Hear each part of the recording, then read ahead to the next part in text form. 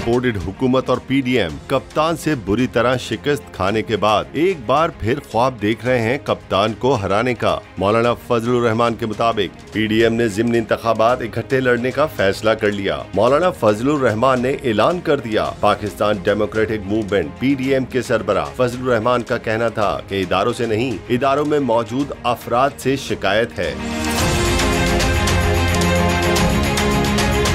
पेशावर में press conference करते हुए मौलाना फजलुर रहमान ने कहा कि तहरीक इंसाफ जैसी पार्टी के खिलाफ अगर अकेले भी लड़ना पड़ा तो लड़ूंगा। सियासी आईनी जंग लड़नी है, हथियार नहीं डालेंगे। इमरान खान को बैनुल अक़वामी ताकत के जरिए लाया गया था। सियासी जमातों के अपने मंशूर होते हैं, फैसला अवाम ने करना होता है।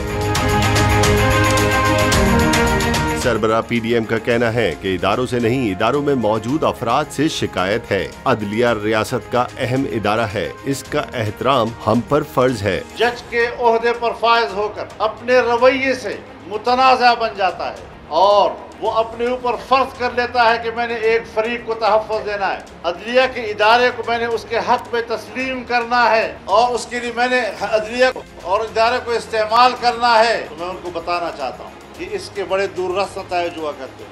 आप फौरी नताइज को न देखा करें। आपने फौरी तौर पर तो एक फरीक को जिसे आप चाहते हैं रिलीफ मुहैया कर दी, लेकिन दूररस्त नताइज ये होते हैं कि इसी से रियासतें टूट जाती हैं। उन्होंने कहा, इदारों को इस्तेमाल करके हमारे खिलाफ केसेस बनाए गए। अगर हमारे खिलाफ इदारों ने केसेस बनाए तो हम वो फाइल्स उनके मुंह पर मार देंगे। मौलाना फजलुर रहमान ने कहा कि इस वक्त हुकूमती इत्तेहाद मौजूद है। पीडीएम में शामिल जमातें ज़िमनी इंतखाबात में इकट्ठा इलेक्शन लड़ेंगी।